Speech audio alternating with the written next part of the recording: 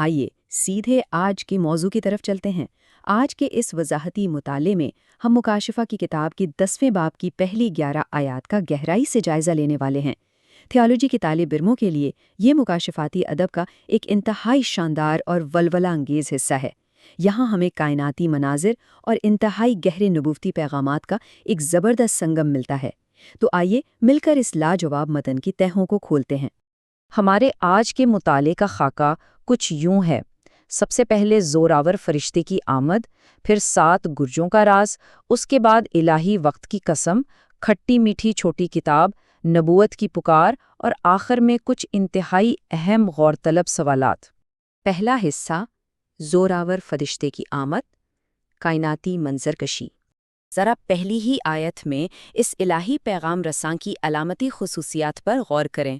بادلوں کا لباس پہنے ہوئے، سر پر قوس قزح، آفتاب کی طرح چمکتا ہوا چہرہ اور آگ کے ستونوں کی مانند پاؤں۔ یہ کوئی عام منظر نہیں ہے۔ یہ تمام علامتی عناصر مل کر ایک ایسا شاندار کائناتی منظر پیش کرتے ہیں جو ہمیں اس فرشتے کی بے پناہ طاقت اور اہمیت کا احساس دلاتا ہے۔ اور یہ حصہ واقعی حیران کن ہے۔ اس فرشتے کا حتمی اختیار دیکھیے۔ اس کے ہاتھ میں ایک چھوٹی سی کھلی ہوئی کتاب ہے اور اس کا دایاں پاؤں سمندر پر اور بایاں پاؤں خشکی پر۔ یہ محض ایک اتفاقیہ انداز نہیں ہے۔ یہ اس بات کا زبردست اعلان ہے کہ اس کا اختیار پوری زمین اور سمندر یعنی کل کائنات پر محیط ہے، مکمل اور حتمی اختیار۔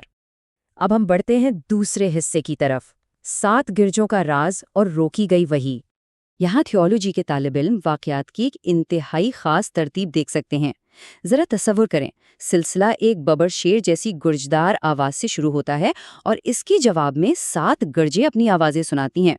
ایک زبردست تجسس پیدا ہوتا ہے، لیکن جب مشاہدہ کرنے والا ان الہی آوازوں کو قلم بند کرنے لگتا ہے تو فوراً ہی ایک غیر متوقع الہی مداخلت اسے روک دیتی ہے۔ آسمان سے ملنے والا یہ صریح حکم بے حد دلچسپ ہے، ان کو پوشیدہ رکھو۔ تاریخ بھر میں علماء اور مفسرین ان 7 گرجوں کے مطلب پر لمبی بحثیں کرتے رہے ہیں، طرح طرح کی تشریحات پیش کی گئی ہیں، لیکن اصل سبق یہ ہے کہ ہر بات کا ہم پر ظاہر کیا جانا ضروری نہیں ہے۔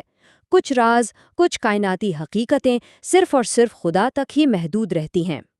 تیسرا حصہ، الہی وقت کی قسم کہ اب اور دیر نہ ہوگی۔ ہم یہاں ایک زبردست کائناتی موڑ پر پہنچتے ہیں۔ یہ کوئی عام قسم نہیں ہے، بلکہ زمین، آسمان اور سمندر کے خالق کی قسم کھا کر کیا گیا ایک پختہ اعلان ہے۔ اس کا مطلب ہے انتظار کی گھڑیاں اب ختم ہو چکی ہیں، مزید کوئی تاخیر نہیں ہوگی۔ یہ ایک فیصلہ کن اور حتمی لمحہ ہے۔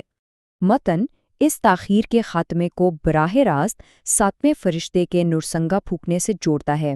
یہ وہ وقت ہے جب خدا کا عظیم پوشیدہ منصوبہ پوری طرح تکمیل کو پہنچے گا، بالکل ویسے ہی جیسے پرانے عہد نامے کے نبیوں کو خوشخبری دی گئی تھی۔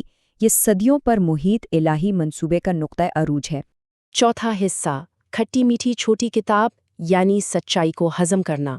یہاں ہم دیکھتے ہیں کہ آسمان کی آواز نے کس قدر فعال احکامات دیے۔ نبی محض ایک خاموش تماشائی نہیں ہے، اسے براہ راست فرشتے سے وہ کتاب مانگنے اور پھر اسے کھا جانے کا حکم ملتا ہے۔ اگر ہم پچھلے صحائف پر غور کریں، خاص طور پر حزقیل نبی کے صحیفے میں، تو ہمیں بالکل ایسا ہی جسمانی اور براہ راست تعامل نظر آتا ہے، جہاں سچائی کو عملی طور پر ہضم کرنا پڑتا ہے۔ سچائی کو ہضم کرنے کی یہ کیسی زبردست اور دوہری تصویر ہے، منہ میں شہد کی طرح میٹھی، کیونکہ خدا کا کلام روح کو بے پناہ خوشی بخشتا ہے، لیکن پیٹ میں جا کر کڑوی۔ سچائی کی شدت، اس کا بھاری پن اور انتباہ کا پیغام اندر جا کر ایک روحانی بوجھ اور کڑواہٹ پیدا کر دیتا ہے۔ یہ نبوتی تجربے کی ایک کھٹی میٹھی حقیقت ہے۔ پانچواں حصہ، نبوت کی پکار اور ایک نیا حکم۔ اس کڑوی میٹھی کتاب کو کھانے کا نتیجہ کیا نکلتا ہے؟ ایک نیا اور وسیع تر حکم۔ 11ویں آیت میں واضح طور پر ان 4 گروہوں کا ذکر ہے۔ امتوں، قوموں، اہل زبان اور بادشاہوں کے لیے دوبارہ نبوت کرنا۔ یہ ظاہر کرتا ہے کہ الہی پیغام کا دائرہ کس قدر وسیع اور عالمگیر ہے۔ چھٹا اور آخری حصہ، مطالعے کے غور طلب سوالات، خاص طور پر چھوٹے گروہوں کی بحث کے لیے۔ اس پر ضرور غور کیا جانا چاہیے۔ ایک طرف ایک کھلی کتاب ہے جسے کھا کر دنیا تک پہنچانے کا حکم ہے، اور دوسری طرف ایک پیغام ہے جسے جان بوجھ کر چھپا دیا گیا ہے۔ یہ ظاہر اور پوشیدہ کا توازن ہمیں خدا کے علم کامل کے بارے میں کیا سکھاتا ہے؟ ذرا اس بصری عظمت کو دوبارہ ذہن میں لائیں۔ خشکی اور سمندر پر بیک وقت کھڑا ہونا، کیا یہ اس وعدے کے پیچھے موجود زبردست الہی اختیار کو مزید پختہ نہیں کرتا کہ اب مزید کوئی تاخیر نہیں ہوگی؟ یہ یقین دہانی کی ایک طاقتور تصویر ہے۔ اور آخر میں ایک انتہائی اہم سوال، الہی سچائی کو ہضم کرنے کا جذباتی اور روحانی بوجھ کتنا بھاری ہوتا ہے؟ یہ آج کے جدید دور کی منسٹری اور خدمت کے لیے بھی اتنی ہی بڑی حقیقت ہے۔ سچائی کا ملنا میٹھا ہے، لیکن اسے اس کے تمام تر تقاضوں کے ساتھ دنیا کے سامنے پیش کرنا ایک کڑوا اور مشکل سفر ہو سکتا ہے۔ ان گہرے سوالات پر ضرور غور کیجیے گا، کیونکہ یہی اس کلام کی اصل روح کو سمجھنے کی چابی ہیں۔ آج کے اس مطالعے میں شامل ہونے کا بہت شکریہ۔